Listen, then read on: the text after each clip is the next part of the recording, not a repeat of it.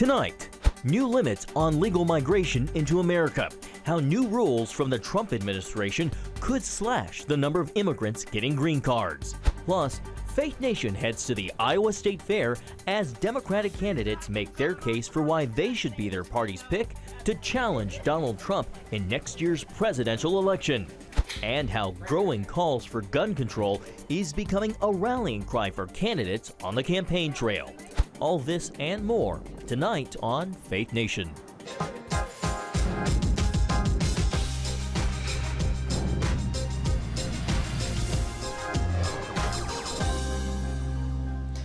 The Trump administration is cracking down on green cards for immigrants who use government aid. Welcome to Faith Nation. I'm John Jessup. And I'm Jenna Browder. Today, the administration announced a new rule regarding green cards for immigrants. That rule makes it easier to deny them green cards if they're deemed likely to rely on welfare programs. This, of course, includes things like food stamps and subsidized housing. Critics, though, complain the move makes it harder for low-income immigrants to secure permanent residency. Ben Kennedy has a story from the White House. The White House says this change is meant to ensure that people who come to the U.S. and are granted permanent status will not be a burden on the country. And President Trump has once again delivered on his promise. That promise, immigration reform. This round focuses on public charge. Through the public charge rule, President Trump's administration is reinforcing the ideals of self-sufficiency and personal responsibility. Caseworkers will now consider if immigrants would rely on government benefits like housing, food, and Medicaid before approving citizenship status. Opponents say the change only makes it easier to deny green cards. The Department of Homeland Security released a statement in part saying DHS acknowledges that one likely outcome of this change is that some individuals who may have been able to immigrate under the 1999 interim field guidance will now be deemed inadmissible as likely public charges. In a recent interview with CBN News, acting USCIS Director Kevin Cuccinelli told us that the White House crackdown aims to cut down on the potential economic burden of immigrants entering the country. A lot of people aren't even close. They know they don't have an asylum case. They want to come here for economic reasons. Those are not asylum reasons. Asylum is about protection from persecution. That's why asylum seekers and refugees are an exception to this change. So are children, pregnant women, and active duty military members. The change could impact hundreds of thousands who immigrate here each year. I'm certainly not prepared to take anything down off the Statue of Liberty. We have a long history of being one of the most welcoming nations in the world. Now, the change won't go into effect until October, but bottom line, the White House wants people coming to the U.S. to eventually contribute to this country instead of relying on benefits covered by the American taxpayer. Ben Kennedy, CBN News, the White House. Thanks, Ben. The Trump administration is defending last week's decision to raid food processing plants in Mississippi. On NBC's Meet the Press, 2020 presidential hopeful Kamala Harris said the raids were part of the administration's, quote, campaign of terror. But the head of Border Patrol told CNN's Jake Tapper the move was part of a criminal investigation. I think words matter. These aren't raids. These are targeted law enforcement operations. And in this case, this was a joint criminal investigation with ICE and the Department of Justice targeting worksite enforcement, meaning companies that knowingly and willfully hire illegal aliens so that in most cases they can pay them reduced wages, exploit them further for their bottom line. That's what this investigation was about, a criminal investigation, Jake. 680 workers were arrested when ICE officials targeted these plants. As of now, no charges have been brought against the businesses. House Speaker Nancy Pelosi spoke out against the raid while at the southern border this weekend. For them to invade a workplace, divide families, just really undermines the character of America. What the motivation for it is, I'll leave it to others to decide.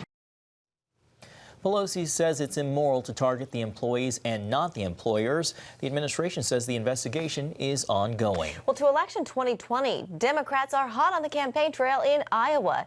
The state's caucuses are still 7 months away, but that is not stopping them from trying to win over voters there. And as Abigail Robertson reports from the Iowa State Fair, they are also taking shots at President Trump. Democrats followed tradition by taking over the Iowa State Fair. Each candidate trying to prove to the crucial first caucus state why they are best suited to stand up for rural America. This president has hurt farmers. This president has hurt our economy. This president has hurt working people. Candidates took advantage of their surroundings and audience by criticizing President Trump's trade war with China. He just cut off a market to our farmers that they'd been cultivating for well over a decade. And so now they're looking at bankruptcy with soybeans rotting in bins. He's using our farmers like poker chips in one of his bankrupt casinos. And tried to impress Iowans with their flipping skills, from pork chops to burgers, while taking time to mingle and enjoy the fare. Right now it's Pete Buttigieg and then Warren, Harris, Klobuchar. Undecided Democrat voter Stacey Toneman traveled from Chicago for a chance to hear and meet the variety of candidates. Biden has done us great, his whole history with us, for the Democratic Party, but I feel like his time is done and we need a little bit more new blood to get in there to fight. Toneman wasn't the only Democrat who told CBN News they were wary of the current frontrunner. If it's Joe Biden, that's going to be a big mistake if we nominated Joe. Also making their presence felt here, strong supporters of President Trump. I support him, obviously, because he doesn't care what anybody thinks. Cattle farmer John Gehring says that while farmers are at times feeling the pinch right now, he believes what the president is doing is right. They're willing to wait because they know that short-term pain is going to be long-term gain.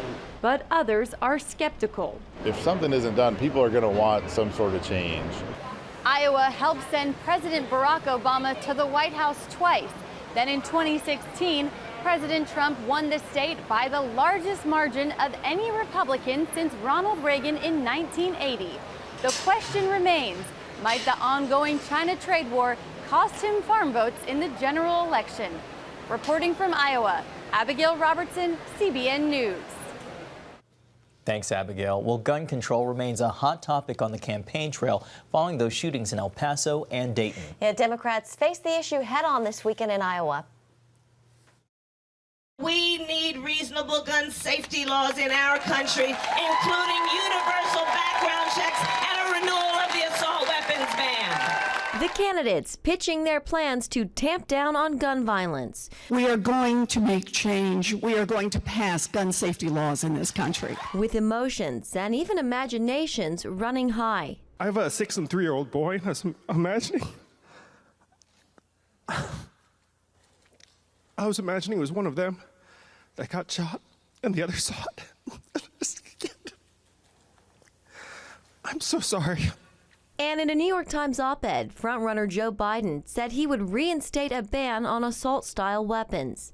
Back in Washington, President Trump wants stricter background checks, and Senate Majority Leader Mitch McConnell looks to be on board, saying gun control will be on the schedule next month when Congress reconvenes. Still, many of these 2020 candidates lay the blame at the president's feet.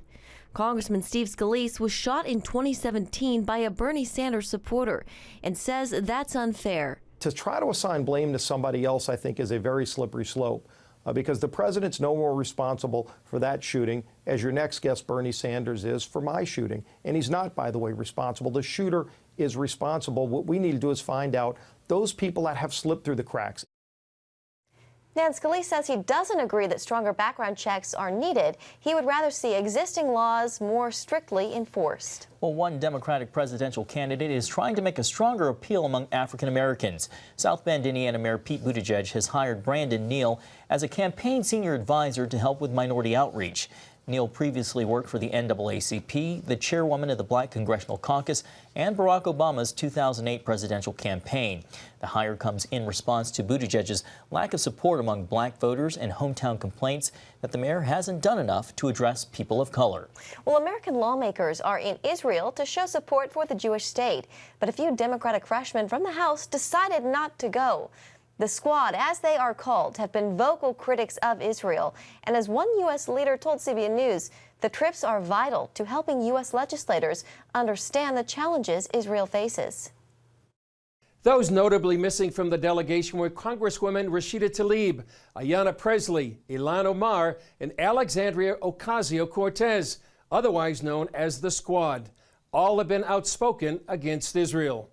Tlaib recently took to the House floor and compared a boycott on Israel to a boycott on Nazi Germany. So I can't stand by and watch this attack on our freedom of speech and the right to boycott the racist policies of the government and the state of Israel. Americans boycotted Nazi Germany in response to dehumanization, imprisonment, and genocide of Jewish people. Because of recent comments by Tlaib and Omar, it appears the U.S. State Department revised its definition of anti-Semitism that now includes drawing comparisons of contemporary Israeli policy to that of the Nazis.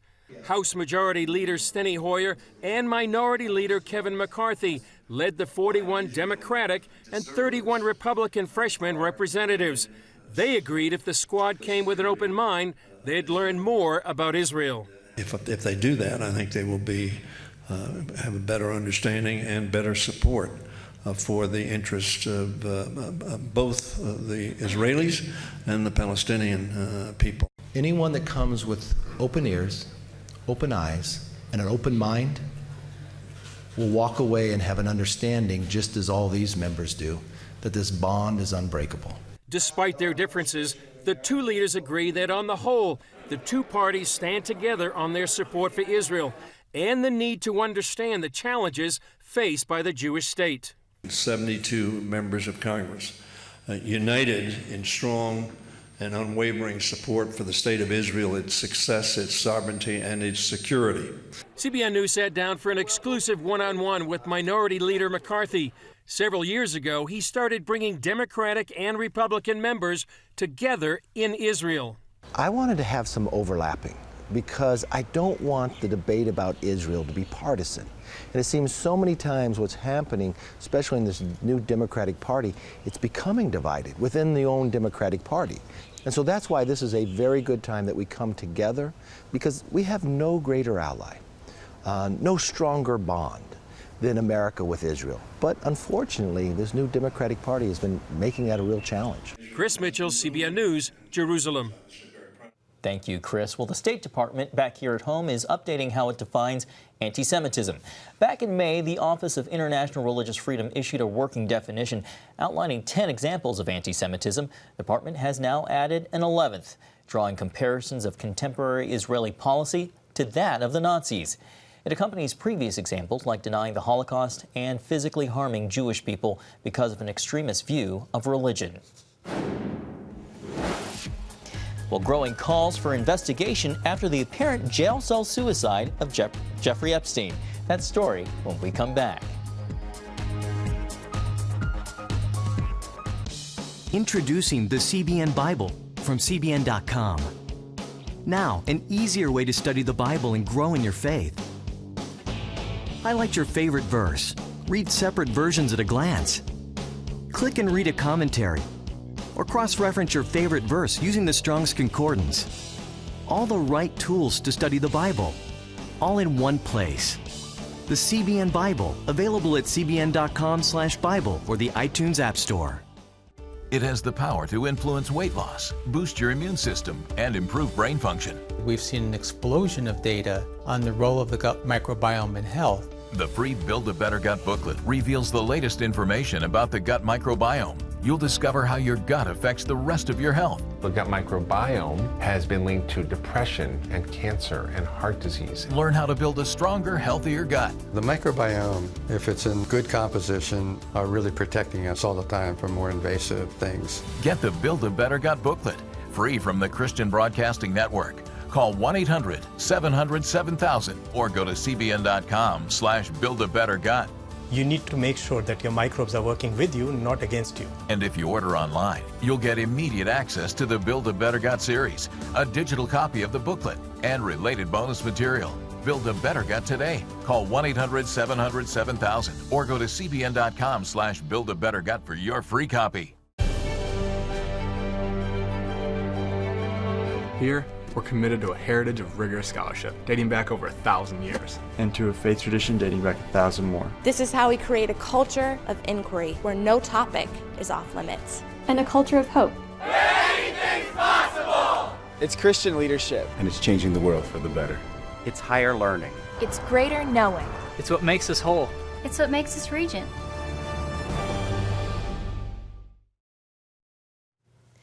Tonight, many questions remain about the death of financier and accused sex trafficker Jeffrey Epstein. Attorney General William Barr says he's asked the FBI and the Justice Department's Inspector General to look into what took place in the days and hours leading up to his apparent jail suicide. I was appalled, and indeed the whole department was, and frankly, angry to learn of the MCC's failure to adequately secure this prisoner. We are now learning of serious irregularities at this facility that are deeply concerning and demand a thorough investigation. Meanwhile, medical officials have performed an autopsy. Yeah, those details, though, have yet to be released. Here's Amber Strong. Sex offender Jeffrey Epstein was found hanging in a New York jail cell Saturday. Epstein apparently had been on suicide watch just weeks ago, but was left alone in his cell. Now the Department of Justice wants to know why. Mr. Epstein's death raises serious questions that must be answered, said Attorney General Bill Barr. Epstein, who was awaiting trial on federal sex trafficking charges, attempted suicide on July 23rd. An attorney for his cellmate at the time also has questions about his death. One has to wonder how it is that this man who just tried to take his own life by hanging himself a few weeks ago was in a position to successfully hang himself. According to the Washington Post, many of the jail's employees were working overtime, clocking in at 60 and 70 hours a week.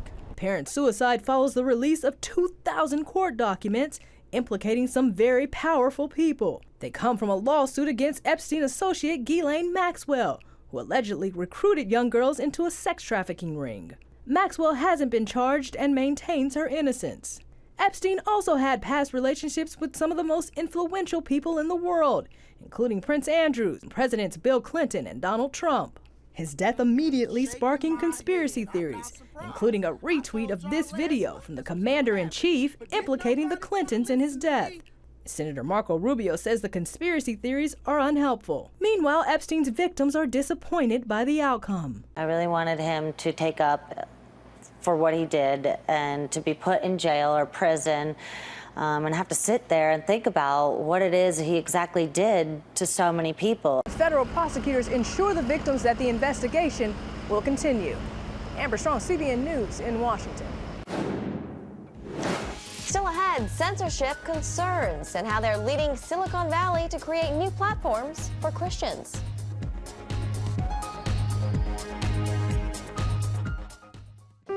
Life. It's meant to be lived fully. Jesus said it. I came to give you life. Life to the fullest. Life in your family. Life in your finances. Life in your body, mind, and spirit. Life in your everyday. At CBN.com, we're taking what Jesus said seriously. We're here to help you discover life. Life. Live it fully. CBN.com. Want to be a part of a community that inspires your spiritual growth while winning prizes? The all-new MyCBN app. Connect with the community for prayer and encouragement. Track and set spiritual goals. Enjoy conversation starters with friends and family. And collect points to win prizes. The all-new MyCBN app. A great place to belong. Download the app at cbn.com/mobile. Grow, connect, have fun. The all-new MyCBN app. Watch breaking news, in-depth exclusive stories and programs, from health to entertainment, you won't find anywhere else. The CBN News Channel, a perspective you can trust. Enjoy credible news reporting from around the world. Discover inspiring programs and stories of hope, all in one place, from a Christian perspective. The CBN News Channel, a perspective you can trust. Check your local listings or visit cbnnewschannel.com. Come home to the sounds of Southern Gospel from CBN Radio. You'll enjoy a rich Southern blend of bluegrass, classic gospel, and Southern gospel favorites like the Gaithers, the Crab Family, and bluegrass sounds like Mountain Faith. So make yourself at home with the all-new CBN Southern Gospel. Now available at cbnradio.com.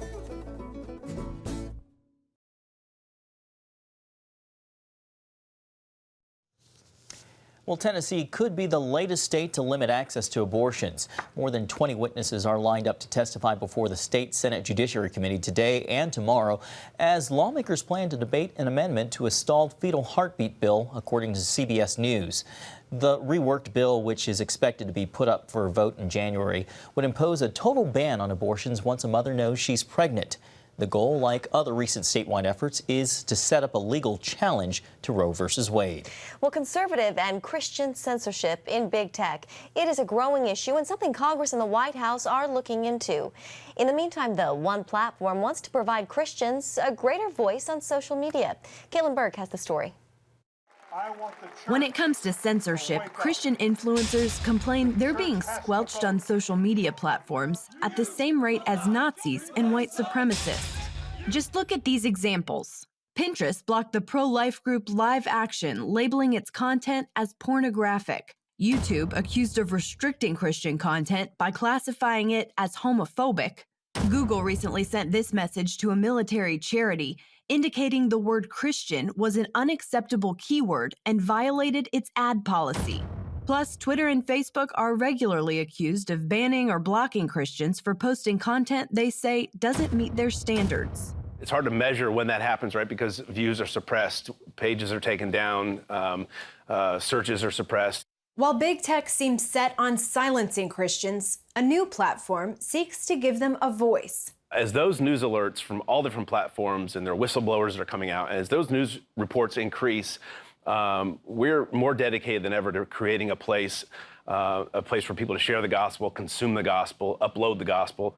Brian Joy is the co-founder of G-Faith, a Christian tech company planning a series of products for people of faith. We right now are launching a video service for pastors around the globe, and our goal, our single goal is which is our trademarked slogan, is to connect the kingdom and bring the gospel of Jesus Christ to people all over the world.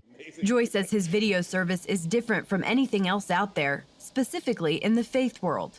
Our pastors around the globe are uploading their best sermons, their content. Christian podcasters are doing the same, but those video content pieces are getting scattered across hundreds of thousands of different platforms and websites, and our goal is to bring that into under one roof.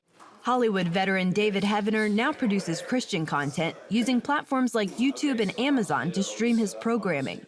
Heavener has more than 80,000 YouTube subscribers. It's all faith-based. Its current events matches the book of Revelation. I deal with demonic activity, deal with miracles, deal with even relationships. But all this stuff is now funneling through the new world of social media. And that's where things can get tricky. Probably about 40% of my videos are demonetized. I only release about 50% of what I film because I know the other 50 will get demonetized, okay? And what it is, they call it advertiser unfriendly, okay? They say that the advertisers don't want to run ads because of the topics. Heavener says, while it's hard to pin down exactly what will be flagged, there is one recurring theme. Faith is the common thread that causes demonetization, okay? You could take the same topic 9 times out of 10. If you don't mix faith with it, it probably won't get demonetized. Heavener knew Brian Joy and his business partner were working on a new tech platform. When he learned about G-Faith Video, he knew his content belonged there. As content producers like Heavener begin using G-Faith Video, they're able to take advantage of cutting-edge technology, like the platform's keyword or topic search. That's an especially important feature for a growing audience. What reaches a younger generation are clips of content that aren't long. So if we want to reach them where they are, we wanted to develop the technology to pull out meaningful gospel messages in 90-second to 3-minute clips that we could pass around the world. Now that G-Faith Video is live, Joy says he and his partner have a number of new products in the pipeline. It won't be your typical app products or tech products. We're going to be hearing feedback from people and people in ministry and missions and people of youth ministry to find out what do they need, and we're going to develop those products to share the gospel. Heavener says he believes platforms like G-Faith are the future, and he encourages those who have been censored by big tech to do what they have to do to keep sharing. God's given you a story. You need to tell that story and not worry about who you're going to offend. Don't worry about who you're going to try to attract. God will do all that. He's in the business. He's in that business. You've got to be honest to your story, and you've got to pour your heart out and do everything you can to tell that story. Caitlin Burke, CBN News, Panama City, Florida. Coming up next, who's going to be the 2020 Democratic nominee? We take a look at the Iowa State Fair corn kernels for their prediction of who'll be facing President Trump in the race for the White House.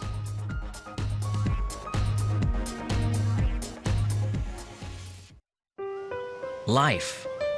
It's meant to be lived fully. Jesus said it. I came to give you life. Life to the fullest. Life in your family. Life in your finances. Life in your body, mind, and spirit. Life in your everyday.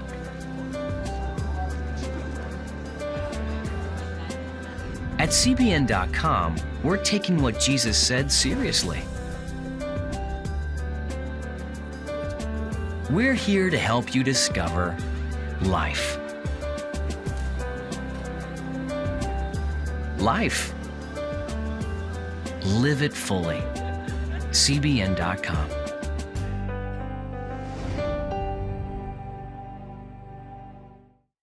On October 1st, 1961, history was made when a tiny station began transmitting the first signals of the Christian Broadcasting Network. CBN, the Christian Broadcasting Network.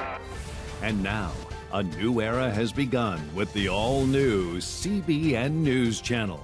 Just moments ago, the Iron Dome intercepted an incoming rocket right on the Gaza border. Administering in this area, spiritual warfare is definitely involved.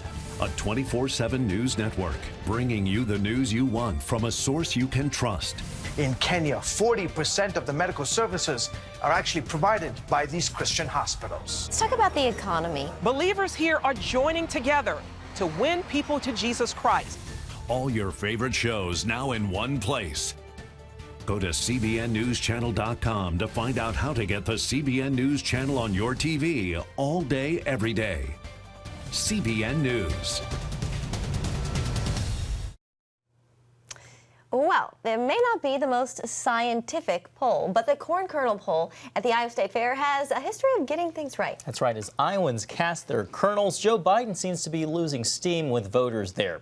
After the first day of the fair, Biden had a big lead according to corn kernels dropped into mason jars at the fair, but the count shows the former vice president with about 24%. Pete Buttigieg and Senator Elizabeth Warren closing in, pulling in around 16% and 15% respectively. Back in 2016, Donald Trump and Hillary Clinton topped the corn kernel poll for their respective parties before clinching their nominations. All this is making me hungry for popcorn. Yeah, I know. We need to get to Iowa. That's right. Join Abby. Well, that's going to do it for tonight's Faith Nation. Have a great evening.